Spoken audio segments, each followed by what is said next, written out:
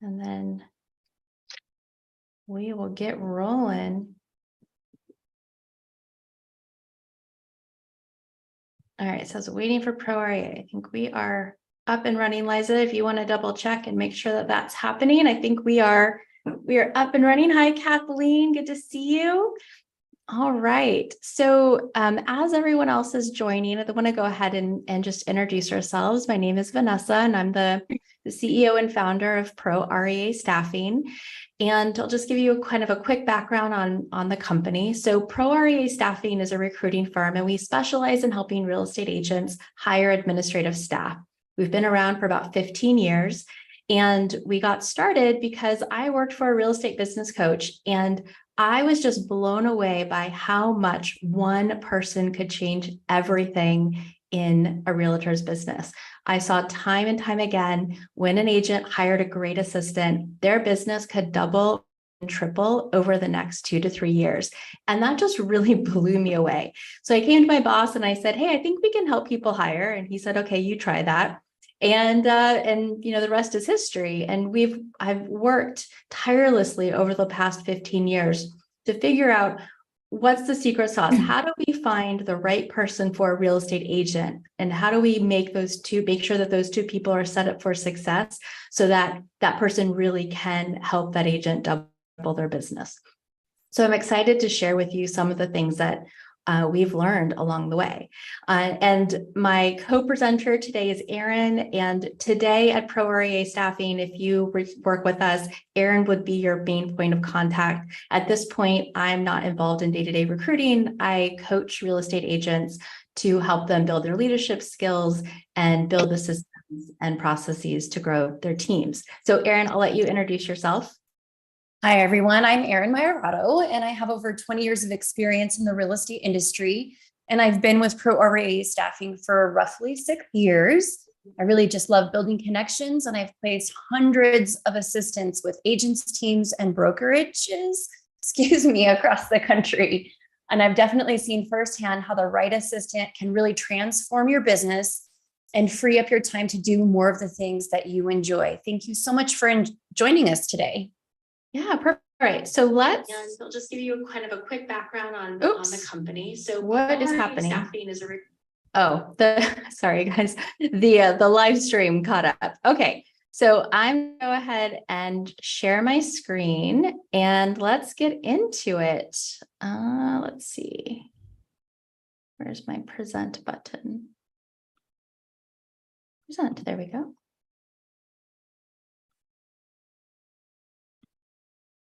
Okay, let's do this.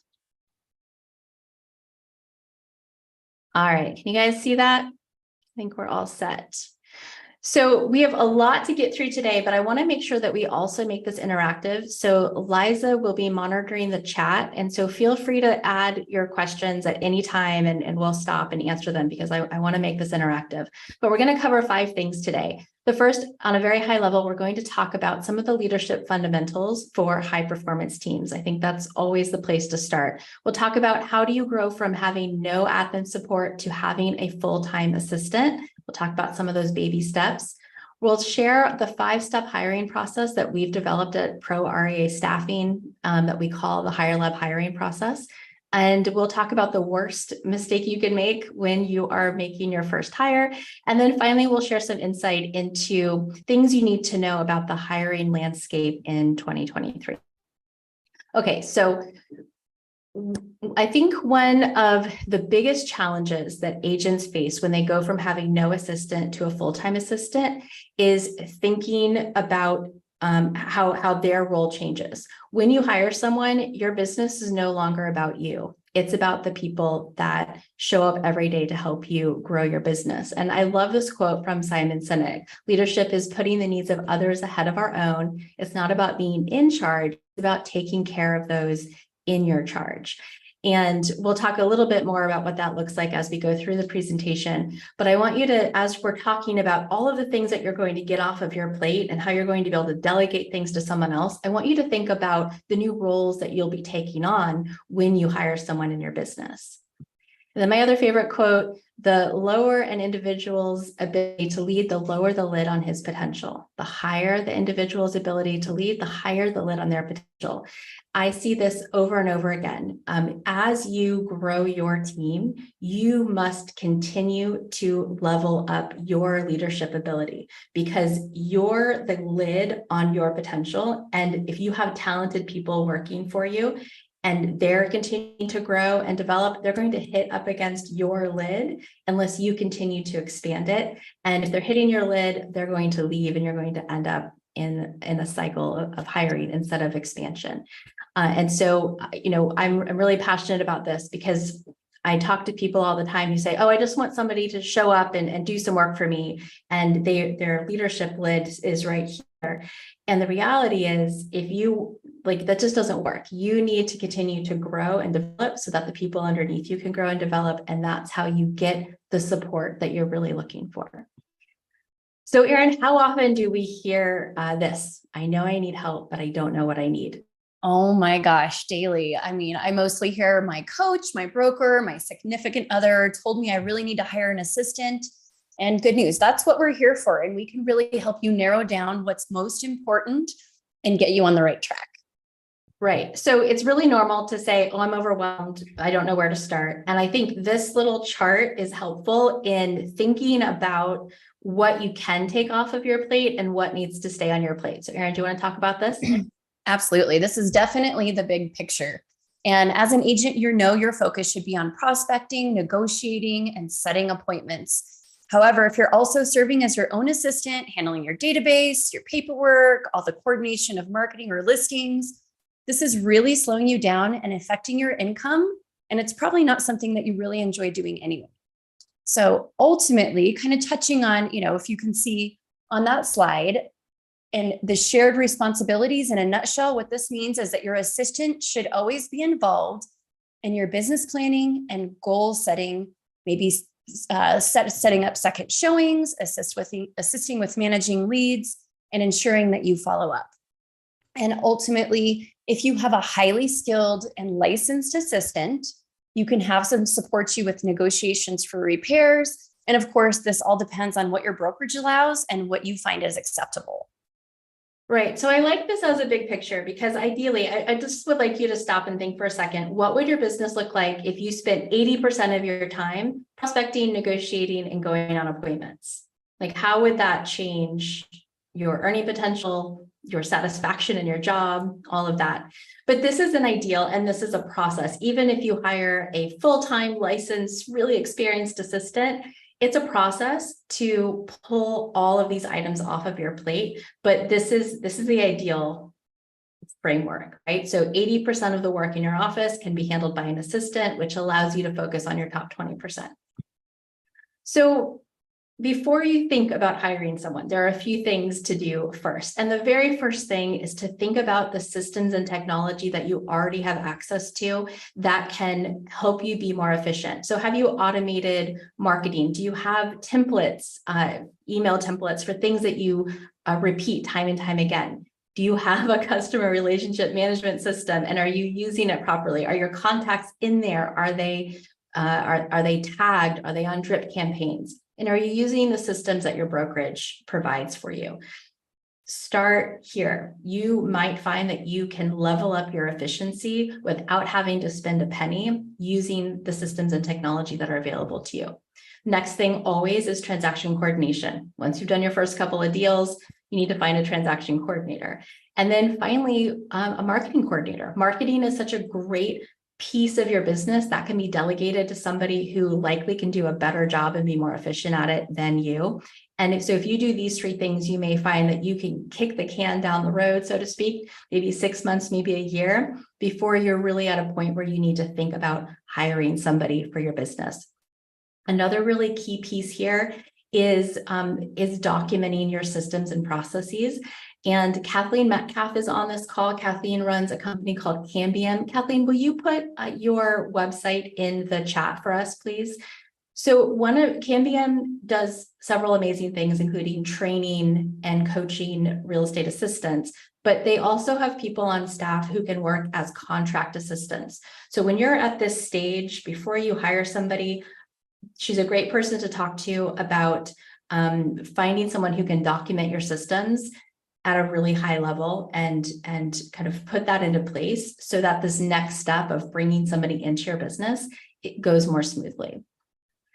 So now you've done all these things, you're feeling busy, you've got more leads than you could handle, and you say, I'm ready to build a team. All right, so what's next? This is a crucial point where too many people make a critical error. They say, okay, I need help, but who should I hire? Should I hire an assistant or should I hire a buyer's agent? And the thought process goes something like this. Well, an assistant is an expense. I have to commit to paying them every single month, whether or not I make a deal. But a buyer's agent, I only have to pay them if a deal closes. And so that seems like a safer bet, but it's not. I interview team leaders and assistants for 2 different podcasts that I run. And I would say the common theme over and over that I hear from team leaders is, I hired buyer's agents too early on. It caused chaos. It cost me money. I got rid of them. I finally got a great assistant. I built my foundation. And now as I bring buyer's agents onto my team, it's smooth, it's not chaotic, and it's actually profitable. So an assistant is really your business. I mean, if this one person can help you double or triple your business in 2 to 3 years, salary is an incredible investment. So please, don't make this common mistake. Start with your admin support, max out your admin support, and then you're ready to think about bringing buyer's agents onto the team. So now that you're ready to think about bringing an admin onto the team, you need for how to find a great hire. And it's a trial and error. We've come up with an acronym that we call JCG plus T. And every time we interview a candidate, we take them through a process that helps us measure against what is a job fit, a culture fit, and a goal fit for that specific role. So, and we have a whole webinar on this. And when we finish this class, you will get the PDF file here, and in it is the link to this webinar. So you can dive deeper into this. I'm going to stay very high level here, but basically job fit stands for skills and experience, location, and salary. Are they in alignment? Those are the basic things. Most people get job fit pretty well right when they're searching for somebody. The next step is culture fit. Now, when we talk about culture fit, we're really talking about core values. Are we aligned on core values? This means, do we both agree what on time means? Do we feel the same way about honesty and transparency and customer service? So this is an important part that sometimes gets slipped over because people move too quickly. And then finally, we have goal fit. So goal fit refers to a candidate's personal, professional, and financial goals. And they are not a fit for your role if you are not if you're not in a position to support them in meeting their personal, professional, and financial goals. So again, slowing down to really understand what's important to a candidate and then talking to them about how you can support them on their journey as they support you on yours is really key. And then talent. So who has been in a position where they did not show up as talent? Has anybody ever been in a role like that? Yeah, I think we could all think of something. I was a shop clerk at Macy's at one point, and I was terrible at that job. I hated it. And so it's so important as you go through this process with a candidate and you're measuring them against fit, culture fit, and goal fit, you need to think, is this person going to show up as talent in the environment that I have here? Because this happens all the time. Somebody could be an amazing candidate, an amazing employee for Sally Smith down the street, but then you put them in your environment and your environment is different and they struggle. So job fit, culture fit, and goal fit. So once you have that framework, you need to have an interview process to follow so that you have a structured way to measure whether or not they align with your job fit, goal fit, and talent. And I'm going to let Erin talk about this because this is what Erin does day in and day out with our clients. Absolutely. And this is, stay focused here. This is going to get so good. And we definitely recognize that hiring someone is not everyone's favorite activity. And certainly kudos to you, to those of you who have tried this on your own. And just so you're aware, we can support you with what I'm about to share with you at multiple levels. And this is really about building a funnel or a candidate pipeline where you're moving through to get to your end goal. So with the big picture in mind, allowing you to get to that 80% of your time spent on prospecting, negotiating, and attending appointments, here are our proven steps and methods that we recommend that you follow. So first, always starting out with that informational phone interview, pre-qualifying that candidate, asking a short list of questions to really qualify that candidate, inclusive of logistics and hours, to make sure they're in alignment with your job and your goal fit. And then we also opt in to have candidates complete a mini skill assessment where we're checking their attention to detail and their ability to follow directions. And this is a real game changer. Then we're moving forward to that chronological interview. And this is where you'll have a better understanding of the candidate's skills, their experience, how they've moved from job to job. And the key is listening to the language of talent. So you'll want to verify if what they were hired to do was actually what they actually accomplished and how they've addressed challenges. For example, talent talks about overcoming challenges, seeking new challenges, not victim speak, such as, oh, my boss was really mean, or this thing or that thing happened to me. So the language of talent also sounds like, were they pulled forward? Did their boss leave and bring them with him, or were they pushed out? And then we kind of move into more of the behavioral aspects. How many of you know that this type of assessment should only carry about 20% of your hiring decision? So we're talking about a DISC or any other behavioral assessment out there. Is that something that everybody's aware of? All right. So when you're using any form of behavioral assessment, validating this directly with a candidate is really, really important. This will give you clues as to how they behaved in the past and what you can expect from them in the future. This also really serves as a jumping off point, allowing you to continue a conversation with the candidates and get authentic answers about real situations that relate to their role and their experience versus canned answers when you ask the somewhat of a, for instance, if this happened type of scenario question. So lots of questions here as you validate that answer to the who, what, where, when, and why questions. And then we move forward to the day in the life. And this is amazing. This is a game changer as well. This is a very structured interview to help you verify the culture fit and the skills of the candidates in front of you. So you're testing what you're expecting. Can they do the work that they said they know how to do? And this really gives you both a chance to feel what a day in the life of working together may be like, and it should never take more than maybe 2 to 3 hours at any given time. And then the key part of this as well is providing them with constructive feedback and pointing out what they did well and where they could potentially do better. And this is something you want to pay attention and be available for. Were they resourceful? Did they ask good questions? Were they organized when they presented the information to you? And just something to keep in mind, if they're giving you any pushback, attitude, or any sort of defensive behaviors, at this point, things are definitely not going to get any better. And then secondly, giving them a sense of the office and introducing them to your team or other members of your office. And this is a really great way to get any of maybe your broker or any of the other influencers in your office, getting their perspective and kind of seeing maybe some of the blind spots that you may not see. One thing not on here, but it should be, is checking references. This is so important.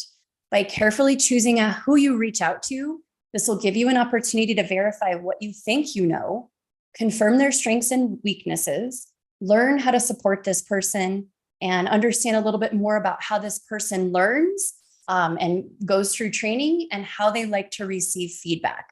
Just never skip this step. What you will learn in that is you're not going to catch anybody maybe saying anything sort of, prickly about the person from time to time, but you'll definitely learn enough to know whether you have the right person in front of you.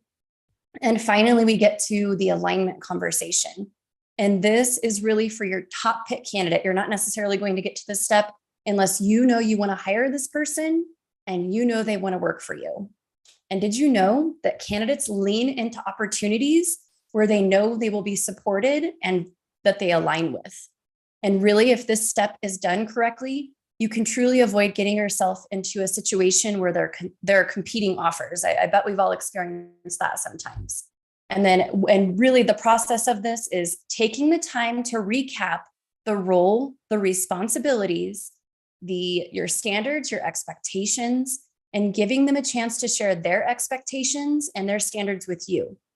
And of course, sharing what training and support you have available to them within that first 90 days. If this is done correctly, again, you can really avoid getting yourself into a competing offer situation. Great. Thank you, Erin. I want to open it up for questions. I know we've covered a lot of information and this was very detailed. Is there anything that you want more clarification on? Any questions that we can answer? And Erin, I am not able to see the chat because I have the. I can see. So if you see anything, let me know. Okay. I think we're set. All right, let's keep going. All right, so we're going to talk about going from no assistant to a full-time assistant, and we're going to cover some of those different options on a high level. And again, I'm going to give this over to Erin because this is her area of expertise. So let's talk about virtual assistants. What are some of the pros and cons and things people need to be aware of, Erin? Sure, absolutely. So I think the most important thing to consider here is that when you're hiring a virtual assistant, whether they're overseas in the Philippines or located locally, you really need to be a good communicator and you need to be fairly organized. No one is able to read your mind. So starting kind of with like the VAs in the Philippines, hands down, they're the most cost-effective solution. And I've seen a lot of clients start here if they're just not ready to take that leap and invest in a market rate salary for someone who is US based or local to their area. And the greatest thing ever is that a Filipino VA will absolutely work during your set daytime business hours. And when you're moving into more of a US-based person, this might be more effective if you're looking for someone who has a local, or you need someone to have a local frame of reference, or perhaps they're responsible for marketing copy just due to that language barrier, right? Yeah, and I'd say that the marketing thing is really important. So there are so many marketing tasks that a Filipino VA can handle for you, but where things really get lost is in the copy and that local frame of reference. So I would say you can use a Filipino-based person for marketing assistant work, for coordination level work, but hire someone in the US for strategy and for copywriting. And that's a good way to strike that balance for cost and expertise. All right, so let's talk about shared assistants. We get these every once in a while. Absolutely. And this is also a really nice cost-effective solution if you're not ready to take that full step into having your own person full-time. So really the key takeaways here are that you really need to be aligned with the culture and the values of the partner or the other agent that you're sharing that assistant with. And that includes working hours and your leadership styles. While we recognize everybody has a little bit of different, a different personality. And then the other thing you'll need to come to is an agreement on who will eventually absorb that assistant when one of you gets to that level where you both need that full-time support. Kind of having that clear-cut definition up front is really going to save you a lot of time and heartache down the road. Yeah, I would say this is more of a short-term solution, and generally the assistant will either lean toward one person or somebody will just need more help. And so just having those conversations up front is really important. Okay, so part-time on-site. This is not the same as like a 50% of a full-blown licensed experienced real estate assistant, right, Liza? Or Liza, Erin, sorry. Yes, absolutely. It's not quite the same thing. So something to keep in mind, a few key takeaways here is a part-time assistant will always have something else important going on in their life that you'll be competing for their time with. And it's very likely that this person will not necessarily be able to transition into a full-time assistant down the road. Another key takeaway is part-time does not mean on call. You really need to respect boundaries and timeframes of kind of that schedule that you're establishing up front. And, again, that level of experience and quality that you can expect can most likely be different or will likely be different than what you would expect from that full-time, career-driven, high-caliber assistant. All right, and then we get to the piece de la resistance, the full-time assistant. Let's talk about this.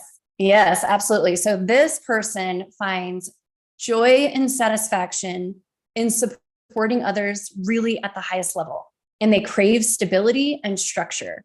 You really need to be ready to lead this type of person and offer professional growth, right? They're looking for ways to improve your business, and they want to grow with that professional in that same peak, right? And this is where I've had employers call with a desire to have a partner in their business. And what I mean by that is someone to support them who cares as much as they do about the success of their business and their role. So really where they'll step in, own the role, and help lift you. Great. Okay, so let's talk about attracting this person in 2023. So it's been a wild couple of years, right? So we heard about the Great Resignation, and then nobody wants to come back to the office, and there's been a lot of information in the news about employees lately. So let's talk about what we've learned through this. The first thing we need to talk about is what can you afford and salaries. So every year I think it's been like 5 years now, we do a salary survey. We ask real estate assistants all over the country, what are you earning? What does your bonus structure look like? We ask them questions about benefits, and we publish this guide. So I highly recommend that you download this. This is on the hire-lab.com website. And when you get this PDF, it's one of the links at the bottom of it. Another thing to keep in mind is, in order to stay profitable, salaries shouldn't equal more than about 20% of your net commission income. So take what comes into your bank account after you pay your brokerage, that's your net commission income, and then calculate 20% of that. That gives you a good estimate of what you can afford in salaries. And that's a good place to start. Now, for some people, they might say, well, and I'm okay with 25% because I have a plan, and I'm, with this person, I know I'm going to make more, and that number as a percentage will come down. For some people, 20% might be high, but I think in general, coaches in general will agree that about 20% is a good place to start with your budget.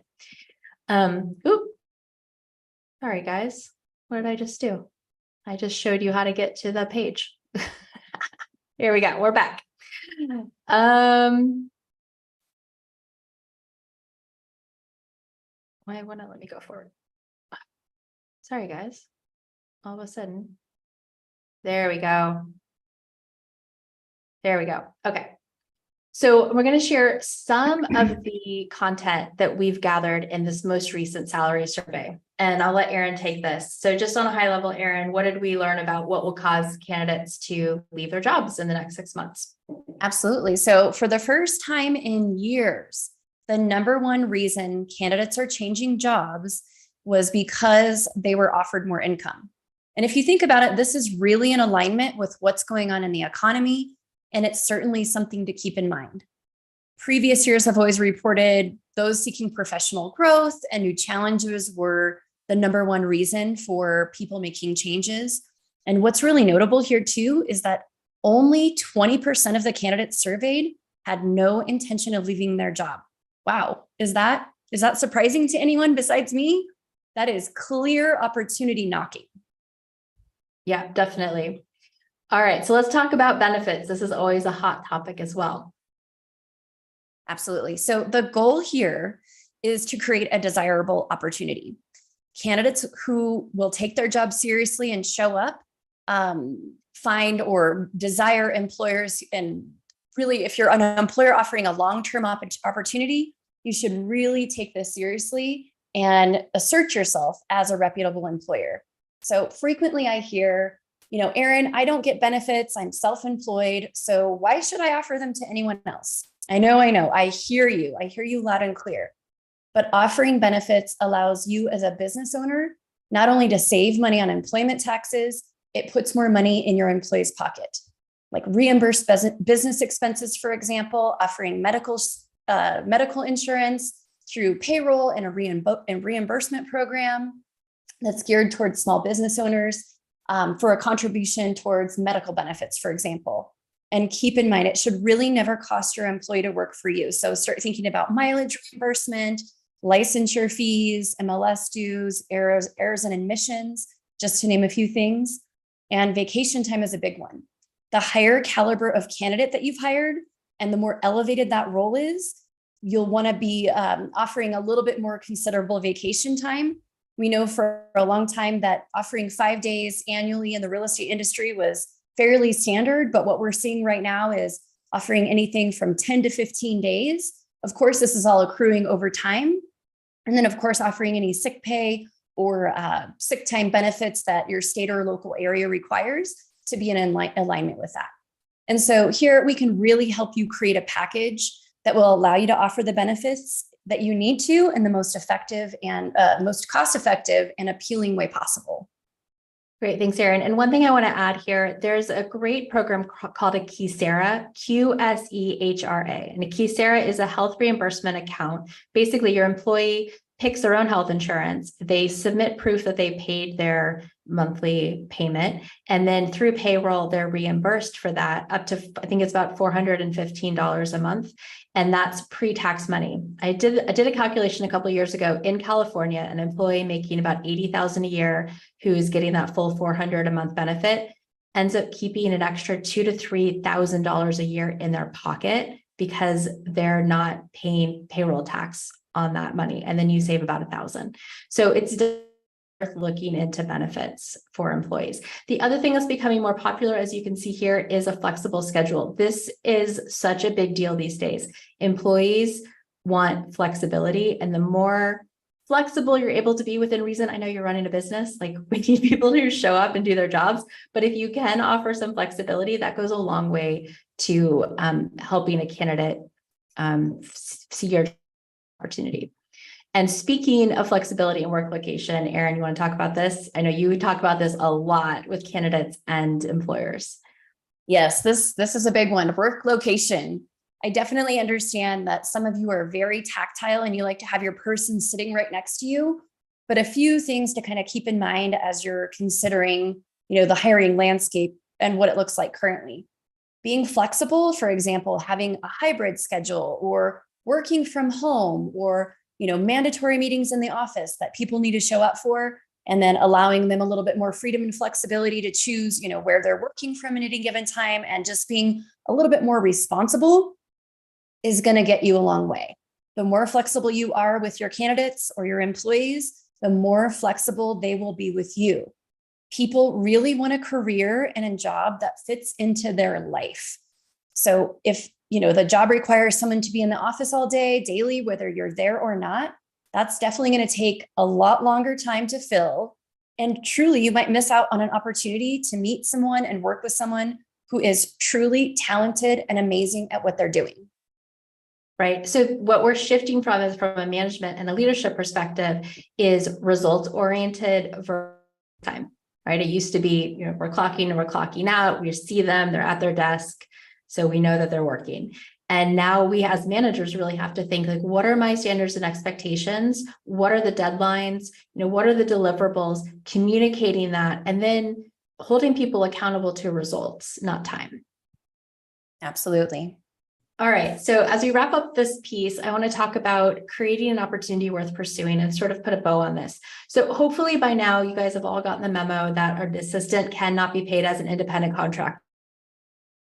They are W-2 employees, even if they're part-time, even if they're virtual. If they are in the US and they are working for you as your assistant, you need to pay them as a W-2 employee. Really key and essential to attracting a high-quality candidate.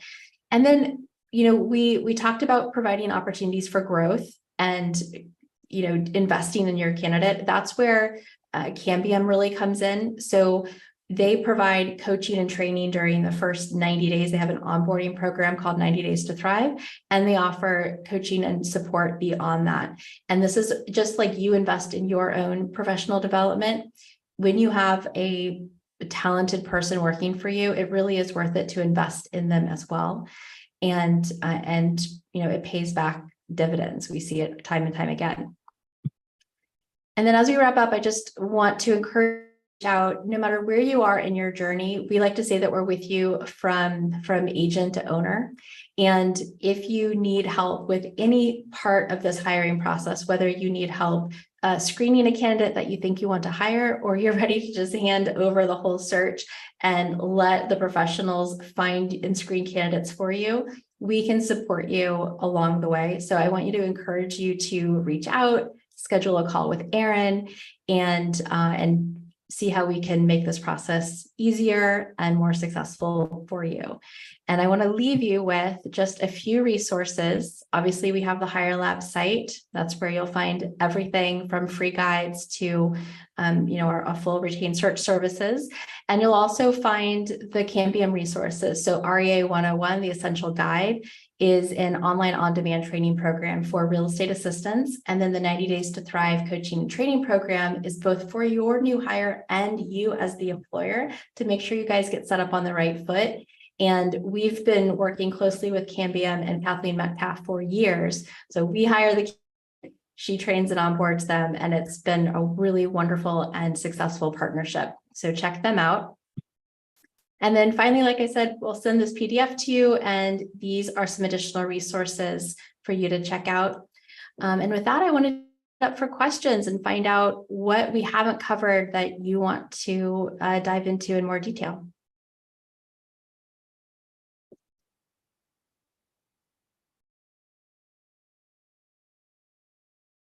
All right, Kathleen, do you want to say hi real quick?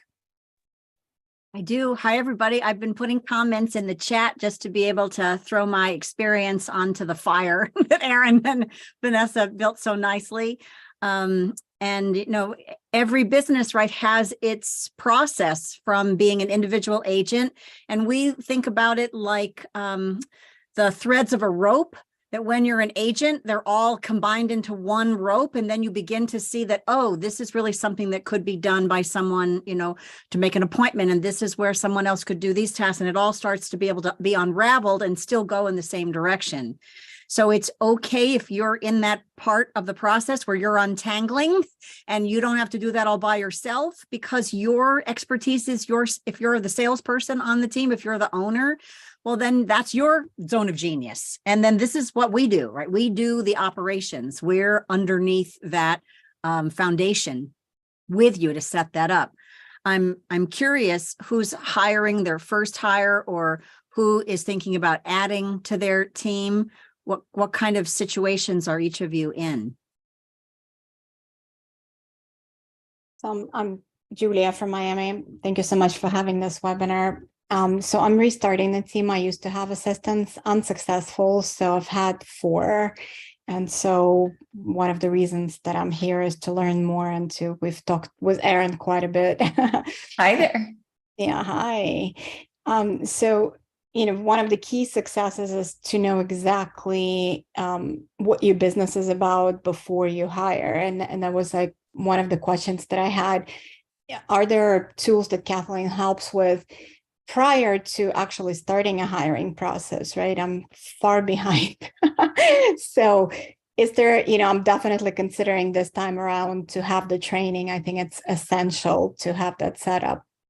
Yeah, I think there's a couple of options. I mean, Erin does a fantastic consultation to be able to pull out the key gems of someone's business and then make recommendations. But we also do have business consulting and leadership consulting and coaching to get someone ready for their hire. So you know yourself well, so then you can select an administrative partner well, that will have the highest probability of working with you. But there's probably another class we could hold, which is like recovery from hires that didn't work. Because it's just part of the process, right? It's totally normal to have things fail. Mm-hmm. So, you've got and make sure that you're pulling all the lessons out of that were your part, that you couldn't have seen coming, right? Because Vanessa and Erin and I have been through all kinds of markets together and all kinds of agent and admin situations together.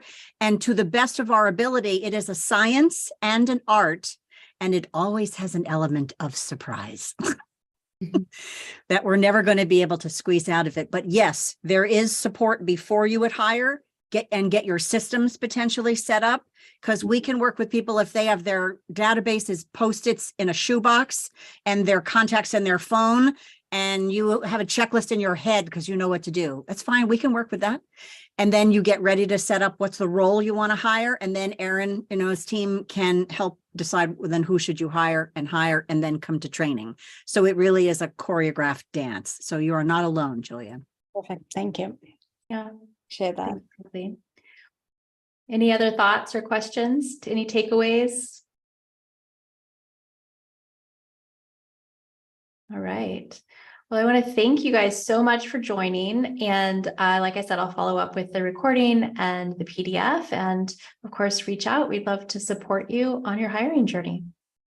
Absolutely. Thank you so much. I would love to have a conversation with you if you're ready to get started and learn more about your unique situation and how I can help. All right. Take care, guys. Bye-bye. All right. Thank you. Thank you so much. Great to see everybody.